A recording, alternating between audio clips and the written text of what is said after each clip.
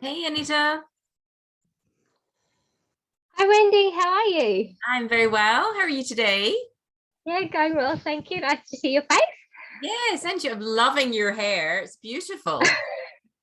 Thank you. Big change. Yeah, very sleek, very elegant. Thank you. I feel like I have cut off a whole lot of probably things that I didn't need to have with me anymore. So quite a poetic act then, just chopping it all off and starting anew. Yeah, I think so. I haven't had hair this short since I was in year 7 in primary school, and I woke up one day recently and thought, ready to go for a cut, and yeah, sort of quite refreshing. Yeah. Well, it's interesting because your energy is very light and very bright, and I feel like the way you're talking, it sounds like quite a cathartic exercise to do.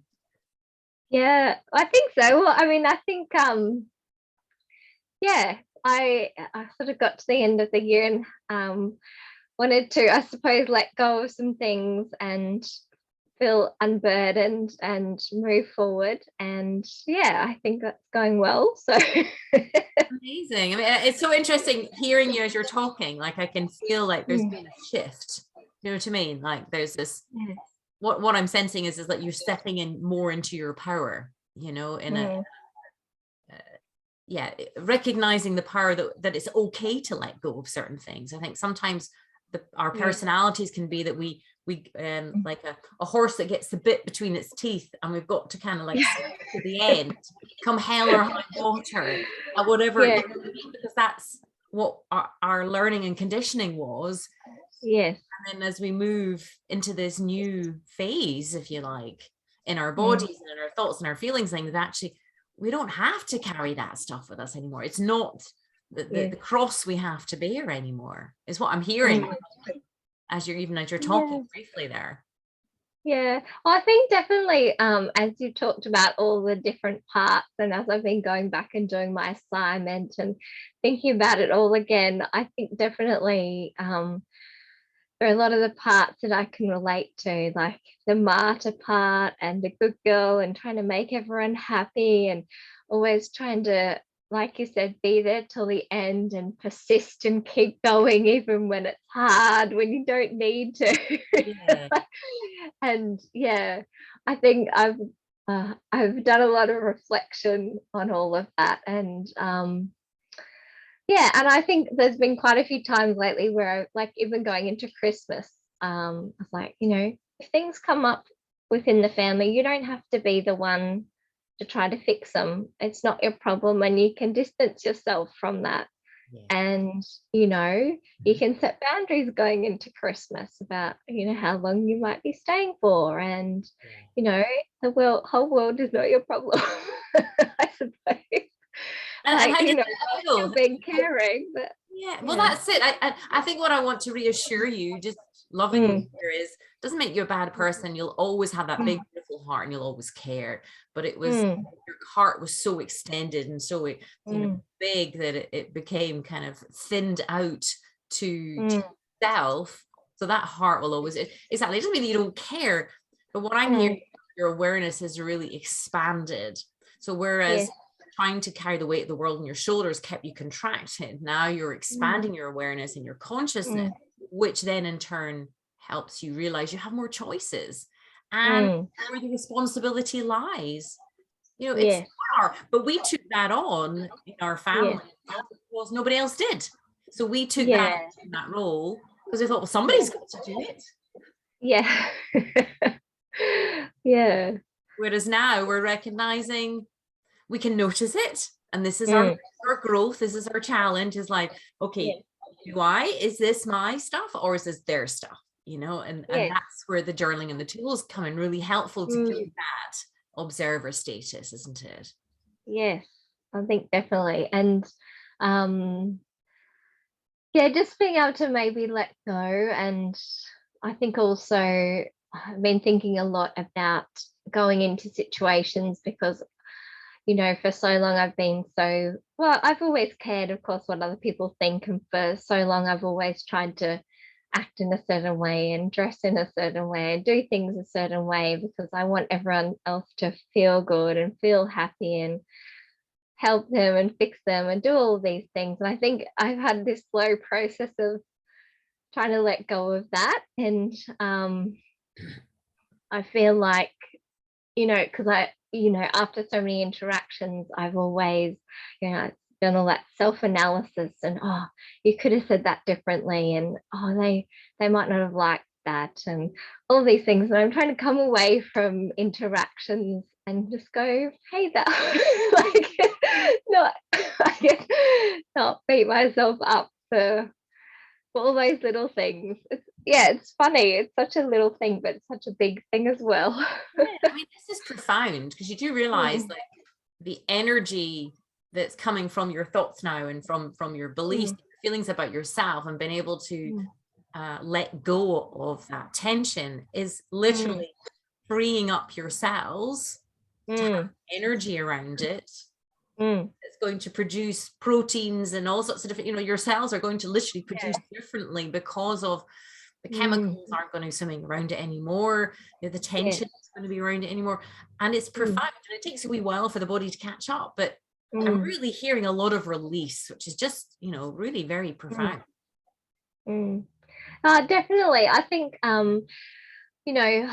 reflecting, leading up to our conversation today, I've been thinking about how I felt this time last year. And I remember being on the couch for about 2 or 3 days, just feeling completely and utterly exhausted and worrying about things that had happened within the family and just feeling like I could hardly move and just this fatigue and brain fog. And so much earlier in the year, I felt like, someone would ask me a question and it felt like I was searching in my mind in an empty box trying to find the answer because I feel like I didn't have my memory there to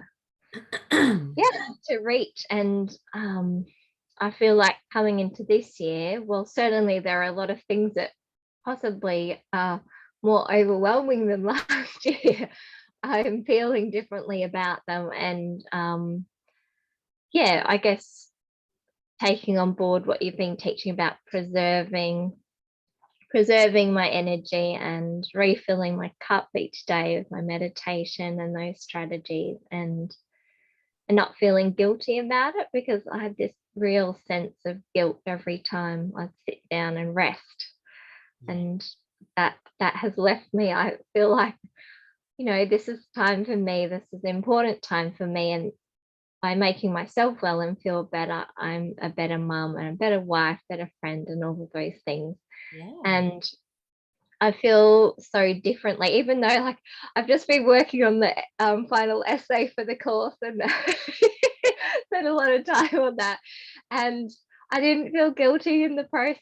I just could get into it and work on it and go through and review and revise all the tools and things that I've been learning about, and feel okay with that. I think definitely I'm feeling in a different frame of mind compared to where I was. And I think that's been the big thing for me this year, is the emotional growth. And like you said at the beginning, that idea of coming home. And it's funny, one of my friends was asking in our group, what would you post as, a couple of words for this year? And the words I chose were coming home to self. Ooh, I feel like that's it. That's what it's all about. Yeah, that's really moving. That's really powerful. How does that feel saying that out loud again? Really good.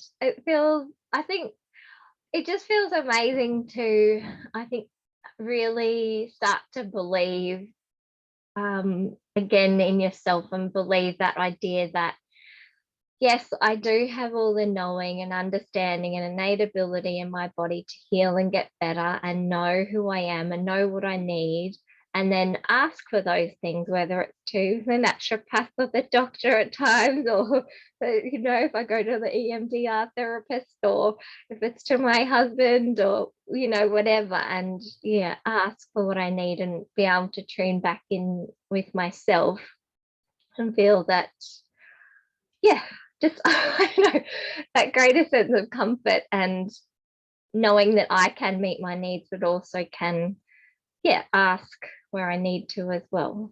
Yeah. And I think it's beautiful, you saying coming home to yourself, because I think before we didn't know who ourselves were. We were so, just what you were saying earlier, like you were searching around in an empty box. You were frozen to say the right thing in the right way for the right person at that time, because it might change your before, and before might not work now, and you just get yourself in such. But now you're kind of like letting go of all those beliefs that you have to be perfect. There's nothing wrong in perfectionism. It has its place. And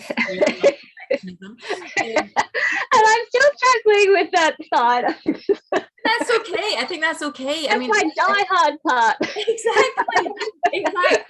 And I think it's, again, interesting use of words, my die-hard part. We will be perfectionists to the end. It kills us. And that's the thing that we're learning is his part has served us so well, but it's like with any part of us, if it goes too far to the other side, as you know, my saying is the secret to life is balance. Yes. The balance is awareness, and the secret to awareness is journaling and meditation. So then it allows you to kind of check back in with yourself and observe these things. And I mean, it gives me such joy to hear the words come back home to self, because I know when at this point, and as I say, I know your body's still got to catch up, but I have abject faith in your body, because again, you've had another quantum shift, and I don't use that word lightly, quantum shift. I can hear your body's going to catch up, but it's this coming home to self, this when we start using those terminology, feeling sense of peace, little bits of joy, because I think we all start this journey looking to be happy, looking for happiness, and of course destination, what we learn on the way is so much more. There's all these treasures and things along the way, but coming home to self, it's just like it's just sort of a relief. It is a relief, isn't it? Because life has been such a struggle on so many. Of course, that's, in my view, why endometriosis has shown up. This disease has shown up because it's these deeper levels of disharmony that have been going on subconsciously, because a lot of our beliefs that we take on are taken on in the first couple of years of our lives about ourselves. So this is wonderful to hear you say coming home to yourself, because perhaps it's the first time ever in your life you've allowed yourself the space and the place and the expanding consciousness to see who am I? What do I think? What do I feel? Not what should I do, or what would that person want me to say or do, because that puts a whole different energy in the body, doesn't it? Yeah. And I think you're sort of retraining yourself, really, aren't you? Retraining yourself about those thought patterns, and I think that takes time. I think it does. I Realization and awareness. Yeah, exactly. But I think my other thing is that half the battle is awareness. Once we become aware of it, and that's where the journaling's so key first thing in the morning, and the meditation gives ourselves that capacity for awareness without overwhelming criticism and perfectionism, which we drowned in before. I still have to watch now. I have to watch. I have to be very mindful of, like, my parenting partners to come in and go, Wendy, step back, let go. Really? I don't sit here like having it all sorted, but I do recognize how to support myself, and that's what I'm hearing from you. You're recognizing how to support, and it's so super simple that our perfectionists want to overcomplicate it, and we want to go out there, and it's right here one side all along. That's right. And I think for probably a while I recognized that I probably wanted to do some emotional work, and after separating from my first husband, I probably thought, it would probably be good for me to see a psychologist. But actually taking the step to get there, Yeah. that felt too far. And I always kept thinking, oh, that was a nice thought. Yeah. And by doing the program with you, it gave me the confidence and I guess it strengthened my desire to actually do it and go and see my somatic therapist. And I'm going to be going this month also to do EMDR, which I'm really looking forward to. And I think it's just that next level of, because I felt really nervous leading up to it, but actually getting there. And once I got there, it was really easy just to be able to talk and work through things. And I've noticed big changes in my dreams as well. Within the first week, I noticed I was dreaming differently about the topic and feeling differently about things. So yeah, it's really interesting. And I think that's been a big thing for me this year, is seeing my dreams and how active they've been in processing what's happening, and also the way they kind of, I suppose, have fluxes, rises and falls, and how that's changing and moving forward. So, and it's been nice to be able to talk to you and Maxine to know that is a good thing and that's what's happening, and that is my body releasing and processing. So yeah, absolutely. I mean, if you think how many years you've been storing those thoughts, feelings, beliefs, and sensations and triggers and traumas and trials and tribulations, and it's interesting when you said that you felt, uncomfortable almost reaching out for help, because I have a lot of stigma put on women with endometriosis. You have to fight the gynecological field to be believed. So then you start your own sanity, and then you start to think there must be something, inverted commas, wrong with me, so therefore shame comes up, guilt comes up, you see how that spiral would go down. But the essence of the program is to help you step into that power within your empowerment, and it's ultimate because you're recognizing through your journaling and meditation what your thoughts are, what your feelings are, separating them from what you should think and should feel and what other people might want to hear. And then by the time you are reaching out to someone, there's not shame or guilt attached to it. There's a I talk for myself here, no other women, that you get to that point where you just think, you go to the dentist to get your teeth checked, you go to the hairdresser to get your hair done, you go and get your nails done or whatever. So our poor little emotions and our mental capacity doesn't really get a cleaning of the cobwebs every now and again. And sometimes we don't know what's stuck. These cobwebs are sticky and they stick to things and they get stuck and triggered and but there's a lot of stigma. That's why I talk about emotional health rather than mental health per se, because there's a lot of stigma attached to that word. And I think it's such a shame because we're all human. We have all these feelings, and sometimes unless we're taught how to work with these feelings and to address them, see them and observe them and comfort them, embrace them, what the heck do we do with them? Shove them down. That's why addiction is at an all-time high around the world. So many addictions. And that's why depression an all-time high, because people don't know what to do. So they shove it all down. So it's marvelous hearing you talk like this, because I really hear this quantum shift again in acceptance for yourself. Like, because I think what I'm hearing as well, you understand that you want to keep progressing rather than go for perfection. And that progression will come from seeking safe external people who can keep you on the path that you're now on. You're on this pathway now, Anita, and it's a beautiful pathway, and so much opportunity, potential ahead now. And that's also a bit scary for a part of you, because it's like we want stability.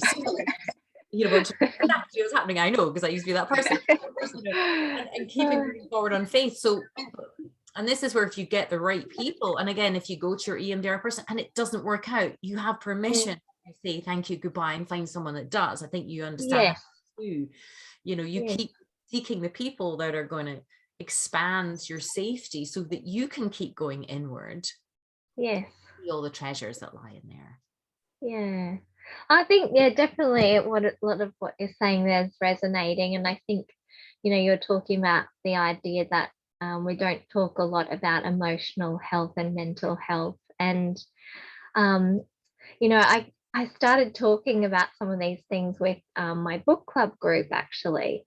And so I was telling them that I was wanting to see a psychologist. Yeah. And for me, it was a really big thing. And I was actually in tears in this conversation because I was, it was a big step for me to start talking about it. And everyone's like, I can't believe you haven't been to one yet. I've been and done EMDR, I've been and done this and that. And it really, I think sometimes we miss that normalization of, the processing and the emotional health. And as you said, the maintenance, whereas, going to the hairdresser is normalized. So I suppose it's also, I feel like I've been talking to a lot of my friends and also making a lot of new connections recently, and talking about different things in a way, and really being more open to, I guess, explore some new areas, which I think is really important, because I think as women we need connection, and that connection is support for our journey. Yeah. Absolutely. And I think it's funny, isn't it? I wonder where and why there's been this shame put upon people to even talk about it, because it's obviously originated somewhere in society that it's not socially acceptable to talk about, needing support. I think it takes a great amount of strength and character to say, what, I'm doing it. But yeah, that's kind of by the by. The fact that you are able to be in a safe group of women, to be able to share that openly, is so validating on so many different levels, that it's, and I think perhaps as well, our own perfectionisms would have cast judgment on it. It was a sign of weakness, sign of failure to reach out for help. And potentially in the past, when you were younger, maybe you reached out for help and it backfired, or somebody used it against you. So there would have been all these tentacles, and roots as to the whys. But what's important now is you're trusting yourself to expand that and explore that, which again is a lovely reflection back to yourself, that a part of you needs this. It's a sign of weakness. In fact, it's the most incredible sign of strength to reach out for the right type of support, and recognize, you might reach out for support, as I say, and it might not be the right person, but it doesn't mean you don't stop getting the right sort of support that you need to keep coming home to yourself. Yeah, and I think understanding that's a big step, isn't it? It's huge. It's huge because you trust yourself now. I hear that you trust yourself now. It's still new, so it's still a little bit like, can I really? But this emergence of that inner wiser you is there. It's there now. Nobody will ever take that away from you now. And it's just solidifying that and bonding and integrating that more, because that is where your instincts, your intuition, your wisdom, which is non-tangible in some realms, which is scary to our type of personality, because we need tangible, we need solid, concrete. And that's what we're learning to smile at and kind of bless that part, or those parts of us, while we integrate other parts of us as well. Yeah, and I think, talking about the intangible, something I really loved is doing the Kelly Howe meditations that you've recommended, particularly Universal Mind, which gives you that chance really to connect with the universal energy. And I think I find it really comforting and soothing, and I don't even know how to describe it, but just that sense of connection that I get when I do that meditation, particularly actually a number of her meditations, I just feel so much more at peace, and like you've got the whole universe backing you in a way. Yeah.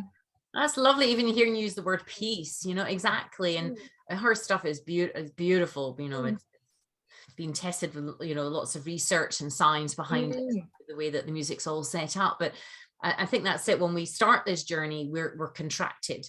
We're pained in our body, pained in our emotions, pained on so many levels that we're contracted.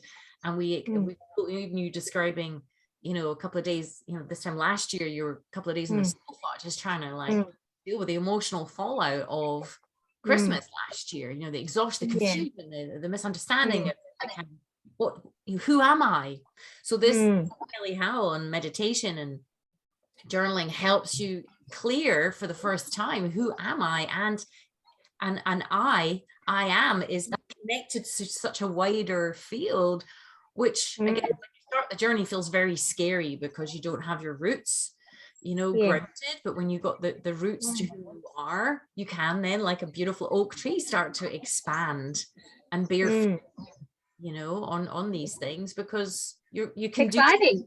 you can do so more confidently because you've got those roots to that sense of who am I. And of course, I think what is exciting for me, for you, is that you're going to keep uncovering so much more about yourself as you keep moving through. This is just literally shoots coming up through the soil.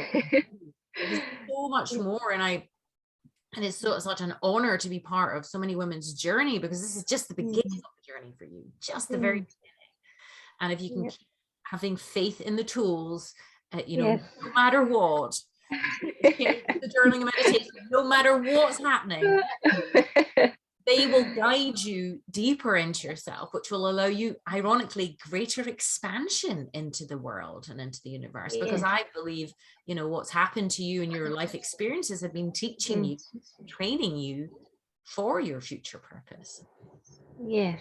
And I totally feel, and even actually the somatic therapist said the same thing to me. She felt my energy contracted, and that was a number of weeks ago. But that idea of really being able to feel comfortable enough to expand. And I've heard that idea talked about with body language before, that women do tend to, for example, use body language. It does make their body contract physically, whereas men have more of a tendency to have more of an open posture and stance.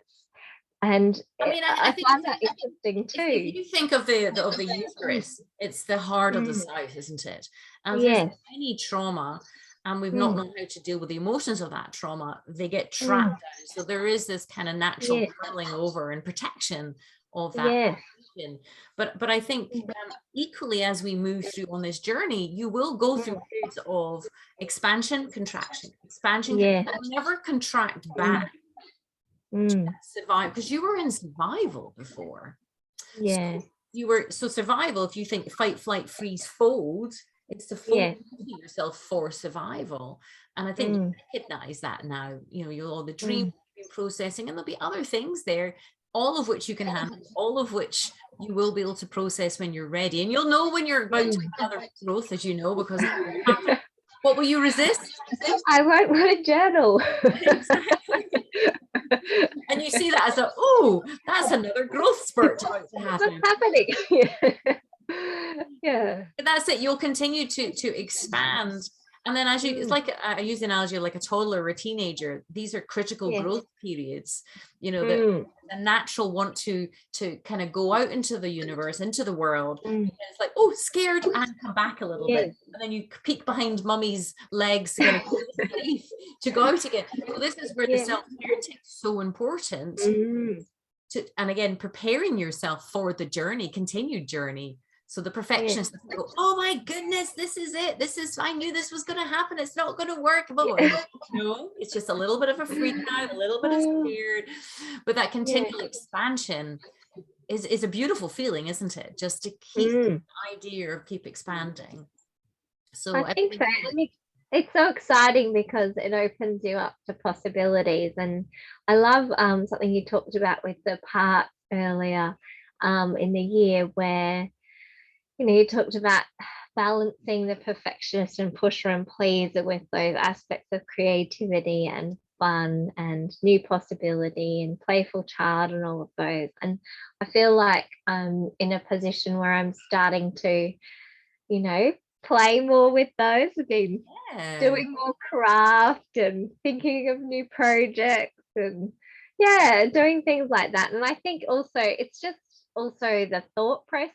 I'm feeling a lot lately when I'm journaling. I feel very creative in my journaling, and I have a lot of ideas coming as well, which is really exciting. I told you this is just the beginning.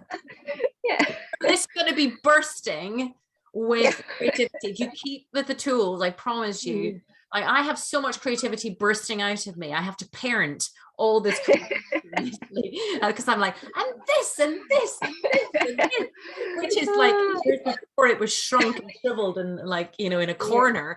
Now I'm like, I have to literally put reins on my creativity so much. And you'll be the same. It's wonderful to hear. How does that feel? You know, when you're hearing and seeing all this creativity coming out onto the pages. I think it's lovely because I guess it's so related to that sense of growth, and coming into the program, that's what I wanted to do. I wanted to grow and move forward and be in a more comfortable and happy state. And I guess in order to be able to, you know, be creative and feel in that space, you have to have, I think you have to have a sense of space. Yeah. Like that sense of expansion where you do feel like you've got the time and space to reflect and think what else is possible. And it's just, yeah, such a lovely sign of what's to come, I suppose, and opportunities and being open to those. And what do you think inhibited that before? Well, I think a lot of it worrying what other people thought and that I wasn't good enough. Yeah. Yeah. How does that feel now when you think about that?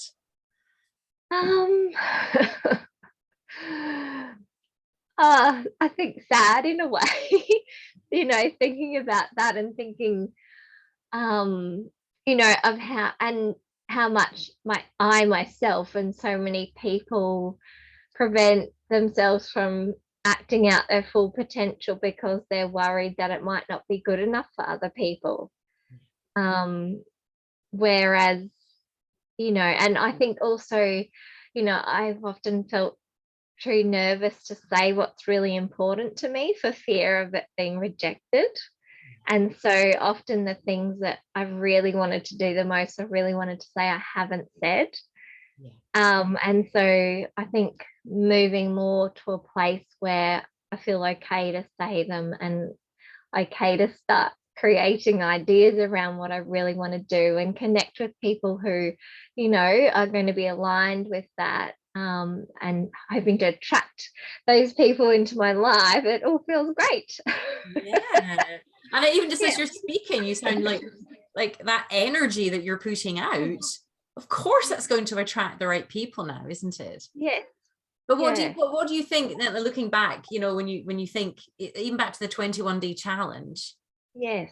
You know, when you think back to them when you started, like, yeah, I heard you felt sad, but do you also have a little bit of compassion for that Anita, like, you know, 8 months ago started that? Because, you know, I just want to say what an amazing part to get you on this pathway, because that part got you on. But are you able to have more compassion for you then? I think definitely. And you know, I don't think that part has totally gone away. It's, you know, all those parts are still there, aren't they? Of course. Yeah, it's a part of you. Yeah, that's recognized. And I think that's such a big thing, isn't it? Like, you talk about teenage parts and child parts and, you know, compassion and self-parenting part and all of these things. And so often now I have, you know, I think, oh, that's not fair. Why is that happening? Or things like that come up. And I'm like, oh, yep, that's my teenage part wanting to stamp my foot, and that's okay. I'm imagining myself stamping my foot and then go, but that's okay. And that's what it is. And let's look at what, you know, how we move forward from that. And, you know, I think being able to have that compassion for those parts that aren't okay with what's happening is really important. And one of the books you recommended, on the name's out of my head, but it's about happiness, or the happiness trap. That idea that we all think we should be living in this, you know, blissful bubble like in the fairy tales. It just like sets us up for letdown, because we do have rises and falls and we've got all these emotions and parts to experience, and just recognizing that they can all have their place, and as you say, seat at the table, I suppose, I think allows you then to be able to have more compassion for them and go, well, that's okay, that's a normal part and I can feel that way and that's all right. And I don't have to suppress that feeling. I can allow that feeling to be, in amongst all the other feelings that I have, and I can, move forward and ride the waves. It just sounds very liberating as you're speaking. It sounds like having the knowledge and awareness of all these different, the kaleidoscope aspects of ourselves, because we are all very simple, but also very complex. That's the oxymoron of who we are and our emotions, and even the biology. Our bodies are amazing. And even the concept of our emotions and parts, that really helped me to understand all of me, but also to allow the space for parts that have been shamed away, to be owned. They were still operating in the background. So it sounds very liberating hearing you talk with this acceptance without the judgment, and having a wider comprehension of the awareness is huge, which is amazing. That awareness gives you more choices, it gives you more information, it gives you more kind of like comprehension, and continues on the expansion, doesn't it? Because you're going to other parts not met yet, because they're going to be safe enough to come, because you're creating fertile ground for a lot more creative play, fun, joy, all those other parts that were hiding because you were in survival. If you had said at the beginning of the 21-day challenge that you'd be talking like this now, would you have believed it? I don't know. I do try to be optimistic. I'm not sure. Certainly not how I felt back then. So it's definitely a pleasant move in a positive direction. But I mean, I think it's always hard to see what's possible when your eyes are closed. And I think, I think having like what I valued the most about being in this challenge and being in the group is having you lovely ladies around to be able to talk to and recognize and have, I guess, talk about those believing mirrors, and have people who go, well, yeah, that's understandable, and I see that, and what about this? And talking about your your fairy godmother on your shoulder to be kind, and those parenting parts, and talking about all the strategies to use along the way. I think it's very freeing, and it's certainly put me in a position where I felt comfortable and safe to explore so many aspects of myself that I didn't feel comfortable and safe to explore before. And I never would have thought that I'd be journaling every day like I am now. I mean, I've written journals before, and health journals and things, but not like this. And I think I feel so free now with what I can write, and I don't feel worried about anyone reading it, or even if they do, well, who cares kind of thing. But I do keep it private still, but just I feel such freedom to actually write down on the page what it is that I'm feeling. I don't have to hide it or write part of it. I can actually write the whole thing. And so I think being able to actually feel my whole emotion or whole thought about something is really great. And also I find when I'm journaling, so often my brain starts thinking about all these things. It puts me into this stage of thought and processing all these things. I have to remind myself, keep writing, write it down. My brain goes on these tangents, and anyway, I get back to writing, but I feel really comfortable exploring the whole gamut now. What I write down on paper doesn't have to fit into the neat box. Everything is okay, because that's a part of me. And I really appreciate you teaching that all parts have a place, and all parts have helped to keep you safe and to survive and get you to where you are now. And to be able to acknowledge those parts and thank those parts for what they've done, and to be able to also say, well, it now can be time to rebalance with other parts that are going to serve me better now and going into the future. That's wonderful. I mean, even just hearing how you're writing and things, I mean, so liberating. I keep coming back to that word liberating, freeing up parts of you that were in the shadows, that were dominated by the parts that, you learned growing up had to be evident and visible because they kept you safe, whereas now you're allowing everything to come up and be seen and heard and accepted. I mean, I can feel how that would feel in your body. I mean, that and I think it's quite a weird concept, isn't it? This whole kind of parts and beliefs and journaling and meditation. And I know when anyone starts the 21-day challenge, they're like, all very well, Wendy, but how is this journaling going to help my endometriosis? You know? Yes. Like, just trust me. And that's right.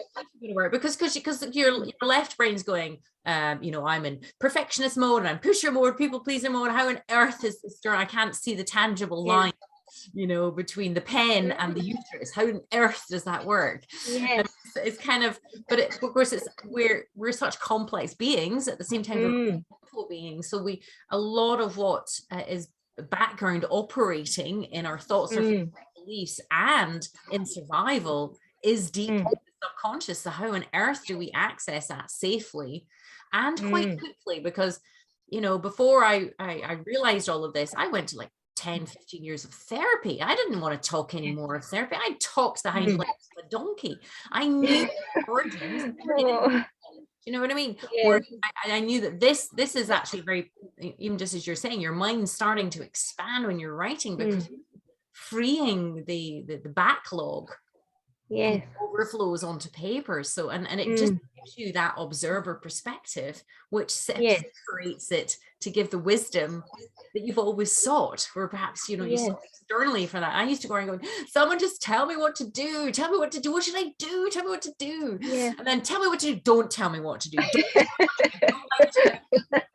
so it was just like this cool thing. And it's like I learned that I needed to get people weren't about me, but I had to get back to myself, and that's these tools are so supportive. And then of course you actually start to understand that deep subconscious of why the body's been pushing out the cortisol and the, you know, the adrenaline, and why the system's impaired because the nervous system is dialed up. So then you start to be able to go, oh, I get it now. That's why the journaling works. Yeah, that's why the journaling works. Right. Yeah. And it's amazing, like as you're saying all of this, I'm thinking, yes, I do think I've been on this journey like you're talking about, from this point of journaling's great, and I can see that I can track my symptoms and how I'm feeling, but I don't think I ever would have imagined that being able to create freedom on a page would relate to, you know, freedom of emotion, and then I guess freedom of energy within my abdomen, and I guess release. And it's weird for us, isn't it? Because of our perfectionism and because of the type of people that we are, you know, we're very professional, we're very organized, we're very perfectionist. So we like order, and we like to see tangible kind of scientific stuff. And this is actually all based in science as well. Yes. So if you start reading Dr. Joe Dispenza, and he talks about, you know, nanoparticles and atoms and energy. Our cells are more affected by energy than they are by chemicals, by toxic chemicals. So this is where it makes perfect sense. It makes perfect sense, but it's not something that's really talked about, and it's a shame, because the medical field is all about painkillers, drugs, and surgery. So there's a form of almost detachment from our bodies, a lack of understanding of. I think as well, there's a lot of shame put upon women with endometriosis, that it's women have to fight to be believed, like for decades, and you know that doesn't help set up an environment. Someone says, "Well, it's all in your head." I got told I was a hypochondriac. How many times? I'm like, do you genuinely think I consciously chose this life for myself? No. Why would I choose this? Why would I choose it? So when we start this journey, we're fighting a lot of those ghosts. We're fighting a lot of those, you know, projections from family who didn't understand. Or going, "Oh, you're not still ill, are you? And you look okay." And all those comments that hurt and wounded along the way, we're able to put on paper, and we're able to separate, whilst allowing, you know, the nervous system and the cells to do what they want to do, because we don't have to actively tell the cells to do anything. We just have to keep clearing the clutter, providing space and place for the body to do what it wants to do. And it's a shame that the medical field, I hope in time to influence that, but to affect the change in those realms of medical training, even in schools and things like that, because it's so exciting to me, the possibilities with our, let alone our mind and our emotions, you know.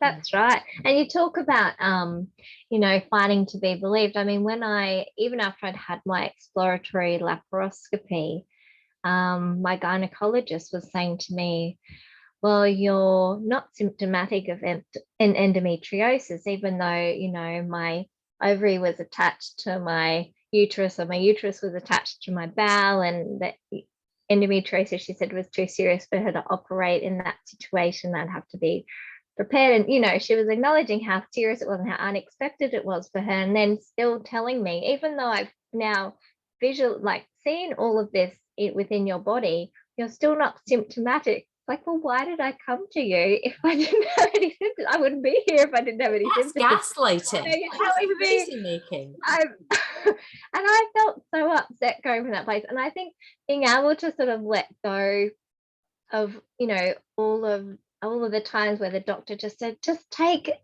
Panadol, just take ibuprofen, you know, even though you're getting these massive migraines nonstop, and, you know, your gynecologist telling you not symptomatic and all these things. And as you said, you're like fighting to be like, well, I've got this disease that you know about, but still it's not somehow being recognized. And so almost like you fall into the chasm sometimes. And so being able to find the right people to be able to support you, and then also to be able to come back and go, well, actually it's not all of that that's going to be helping me, it's coming back to myself and understanding myself, and then being able to recognize what I need and is what's important. And I love that through the whole course that you've been guiding me to feel back into my body and see how that feels, and take things slowly so that you can really learn to notice. And I feel like I've always been sensitive in a lot of ways, but I feel like I've taken on a much greater sense of being able to tell, like if I eat something and I know I can actually feel, even though it's a tiny little ingredient that, I can actually feel the difference that's made in my body, and all of those things. And when when I felt myself get tense, and then have noticed I get tired after that. And so noticing all of these things that are happening in the environment and how that changes how I'm feeling. And so being able to then come back and realize, well, there's a lot that I can be aware of, and I guess start to learn new ways of believing and acting around that, so that I can actually feel a lot better and heal in my body. I think that's very exciting, because it's gone away from, well, actually it doesn't matter what the gynecologist said, it matters what I say in my heart, and what my heart and my body and my mind and my soul know, and what my energy feels. But I think that's, I mean, obviously the gynecologists are just a byproduct of their training, which is what I always say. So their training, I think, is outdated and needs to be modernized. And agreed. Some professional EndoBoss coach training soon, so I want to train professionals, because again, they're the first line of, that women go to, and I hope that there'll be certain professionals that will be open, because it will be contrary to what they've been taught. But at the end of the day, and I'm sure I know there's some brilliant people out there, brilliant doctors and stuff, who've questioned their training and gone beyond that and expanded on that, which has been amazing. And it's people like that I'm hoping to appeal to, because I mean, how bizarre that your gynecologist said to you, look at all that's there, but not actually, acknowledge the disease for what it was. How dismissive, how upsetting, I was feeling you of old when you were talking about that. So how do you process all of that while you're still trying to get through the day, get through the week, plan, trying to move forward and trying to when you're getting dealt with that type of, feedback? It's very destructive to the sense of self and identity. So you start to separate from yourself. And of course, the journey is, of course, connecting to yourself, because hearing you say this, you know now when you eat something, immediately. And it's kind of like, crikey, I didn't know I had that much awareness about my body. And then there comes the responsibility of, and I better not ignore it next time. I don't know, try and push that. And then we'll push that line out, and we're like, nope, come on, what is going to happen?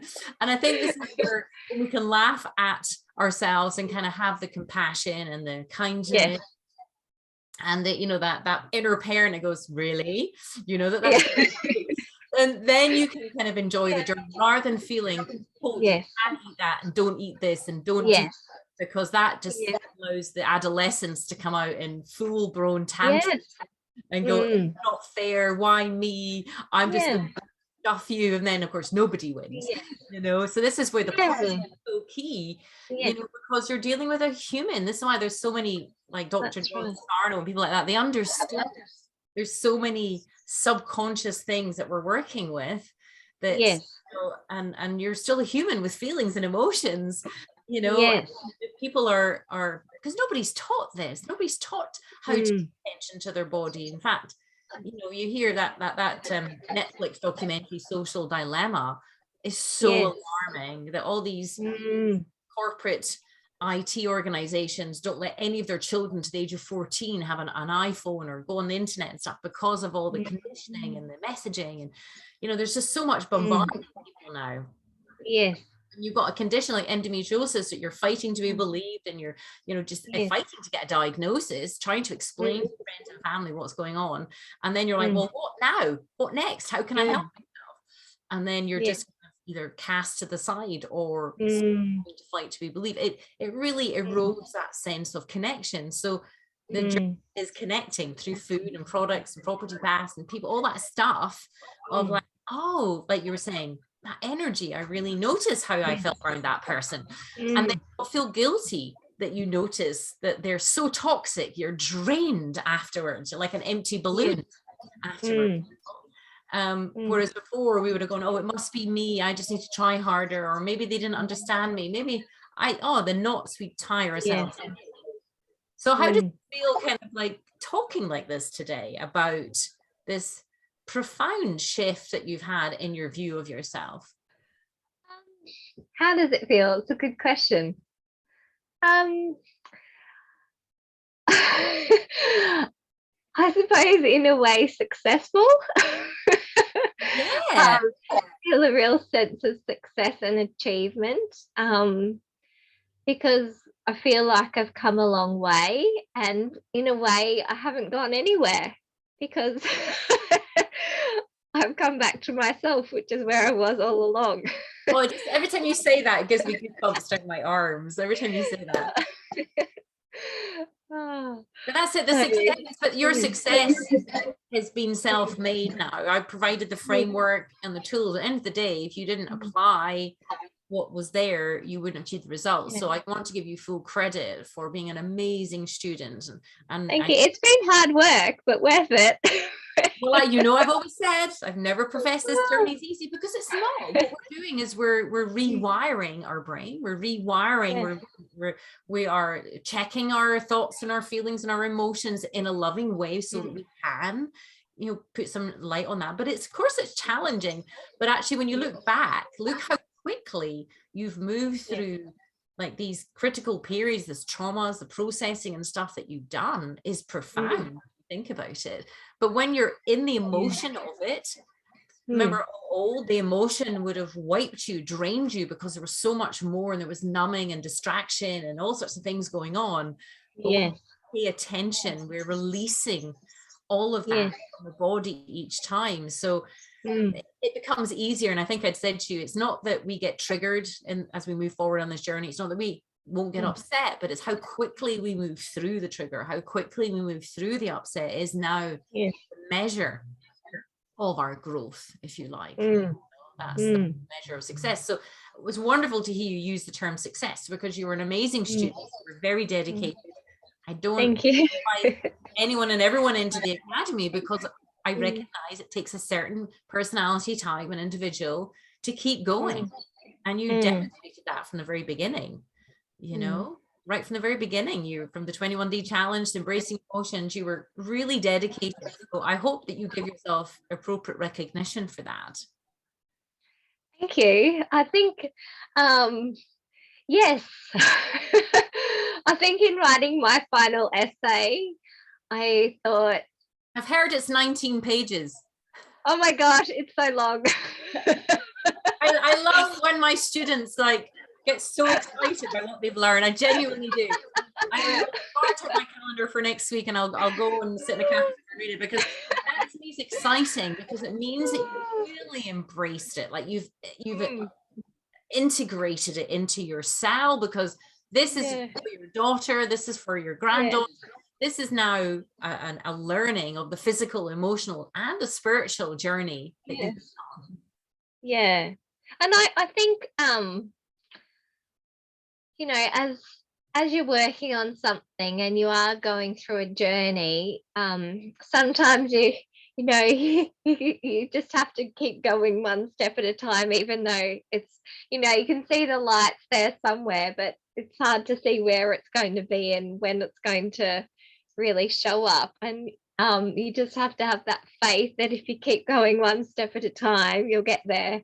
And I think there was some, nights when I was doing my projects or whatever along the way, where I'm like, is this going to work? Is this going to happen? I want to get there, so I'm just going to do it.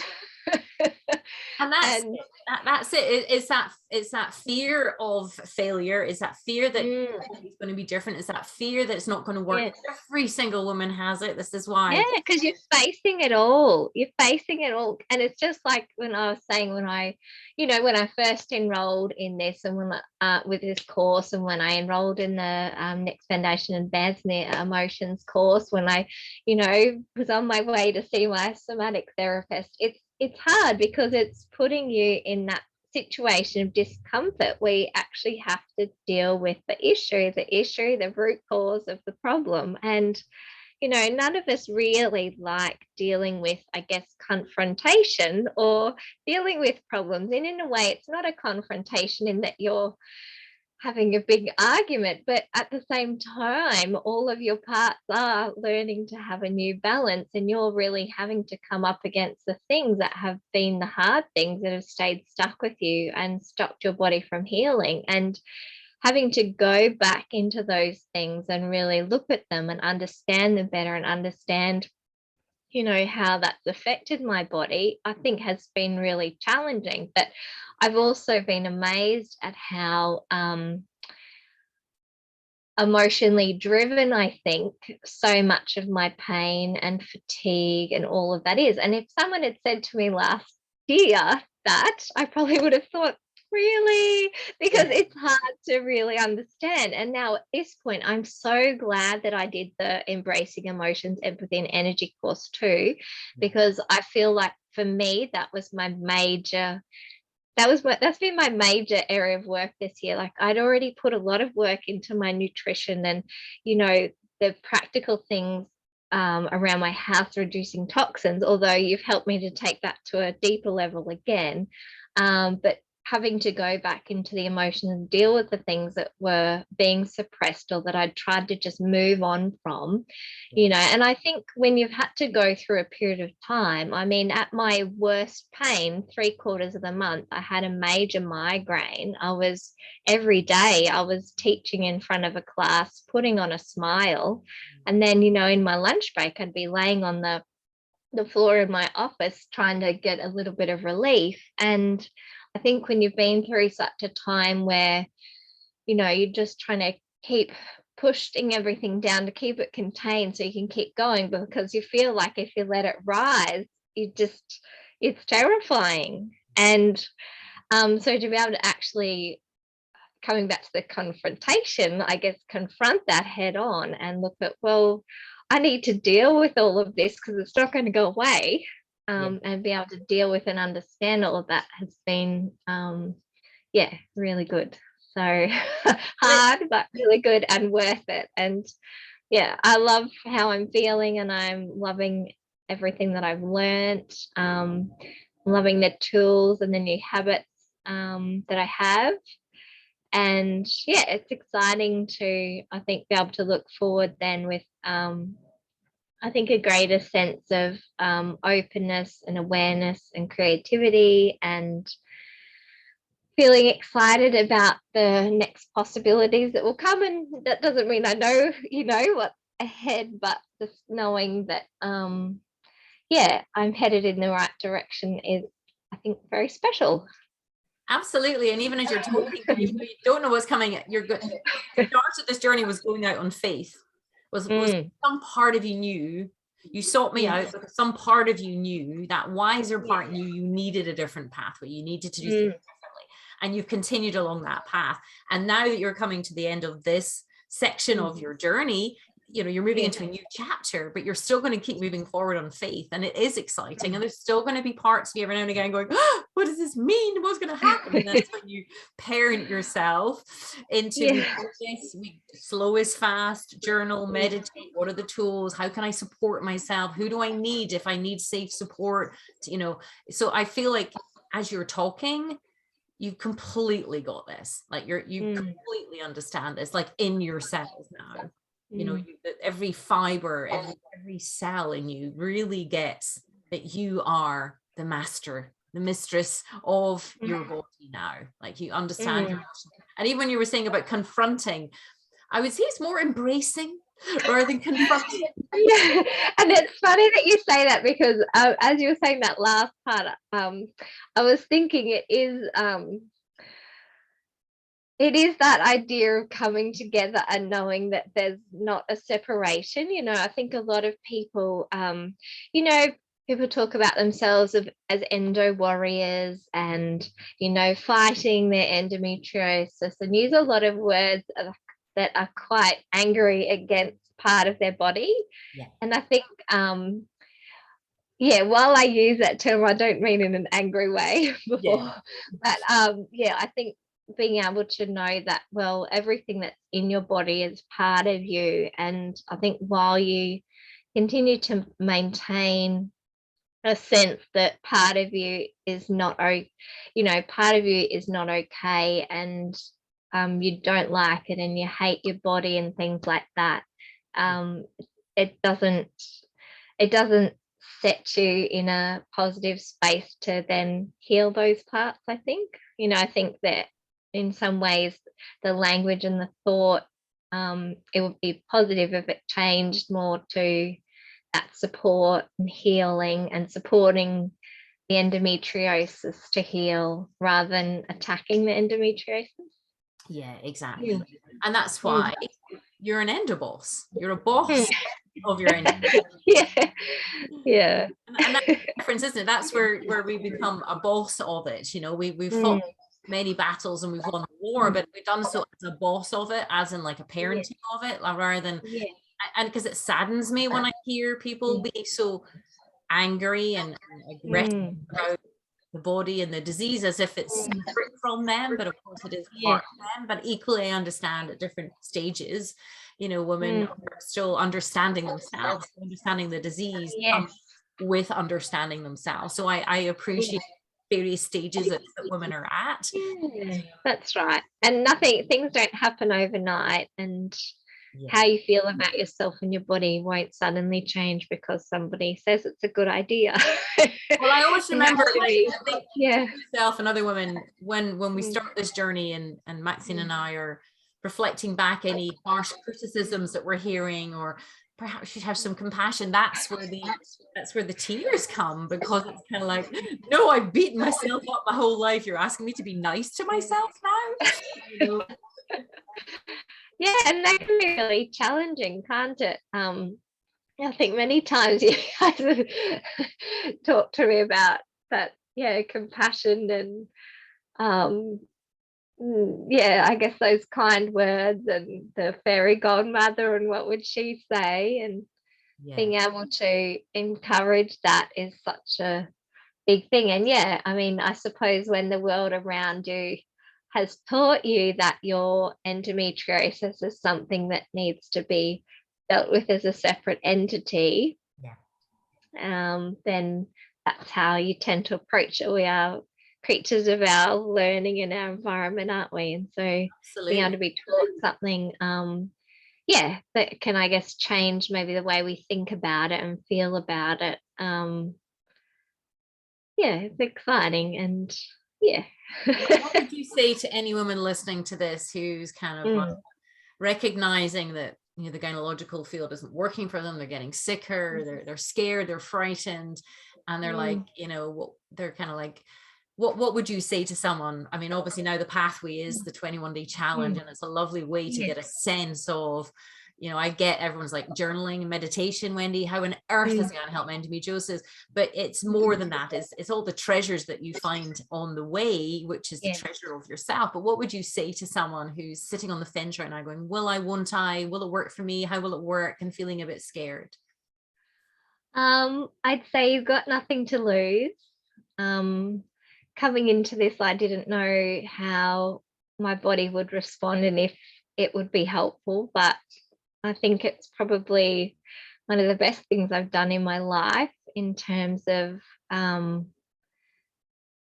really feeling empowered and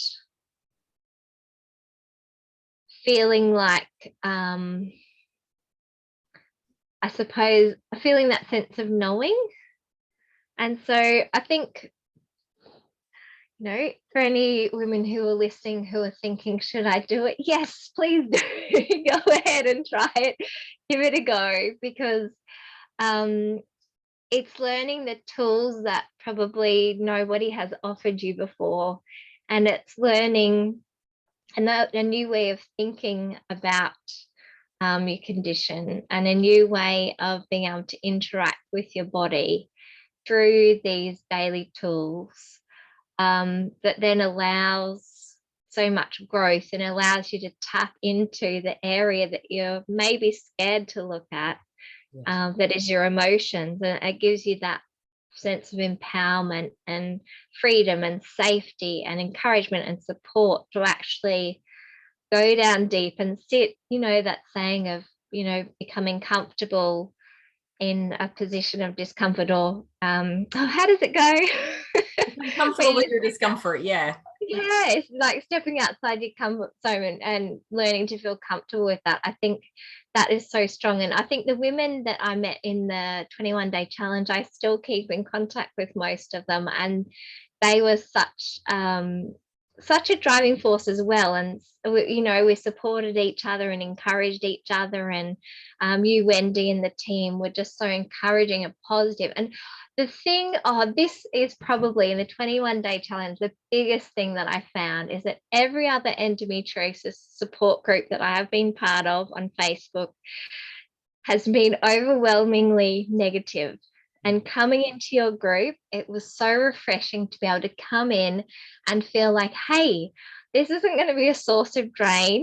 This is going to be a source where, you know, I can come here, feel uplifted and positive, and feel really encouraged to take that next step, to do my journaling today, to do my assignment tonight, because this is important to me and I'm worth it. And, you know, it increases your determination. And I think the vibe of the group was fabulous. And that's really what helped me kickstart this whole journey. So, yeah, definitely worth it. Well, thank you so much for sharing. So as we round up here, and I'm going to pause in a minute and we're going to chat a bit more at the end, but what does the future hold for Anita? What does the future hold for Anita? Well, we'll see, won't we, I suppose. What does it hold? Well, I think really the world's my oyster, I suppose. I would like to see a growth in our family. I see another child in our future. I see less pain and more fun. I see opportunities and connections and a sense of peace and joy continuing, really. Amazing. And did you ever think 8 months ago that you'd be saying this now? I think you'd hope to be saying such enthusiasm and sense of like really trusting that to be the case. I mean, I think I've always felt optimistic, and, you know, deep down inside, I've always thought that I'll be okay, even if that okay meant I'll be an old cat lady living with a million cats or something. I don't know. Without a family, I don't know. You know, or doing things that weren't totally my kettle of fish. I don't know. I don't know why I came up with that example, but I think I've always had this sense of knowing that I'd be okay. But there's a difference between, you know, knowing it and really feeling it and embracing it, and I guess feeling excited for the potential of the future. Yeah, and So even if you're saying that there, it's like being okay, but I want you to be so much more than okay. yeah. And already, you know, the difference in Mm, energy and your vitality and mm, aura, if you believe in that kind of stuff, is vast. You know, it's mm. really, really tangible. So look, thank you so much for taking the time to come and share your journey. Any parting words before we wind up here? Well, big thank you to you and Maxine and the team and the other ladies who've been on the journey with me. And thank you for yourself for taking the brave step to, I think, start the EndoBoss program and to start the academy and write your book, because your bravery has been able to help me and so many other women, to be able to really, you know, reach their potential and move towards their potential and embrace life. And so I think, a big thank you. And I feel very grateful that I've been able to have this experience. Mm. Oh, thank you so much. That's super sweet of you, and I appreciate you saying that so much. Well, look, you keep being the EndoBoss that you are. Keep you number one, and thank you so much for coming on, Anita. Thanks, Wendy.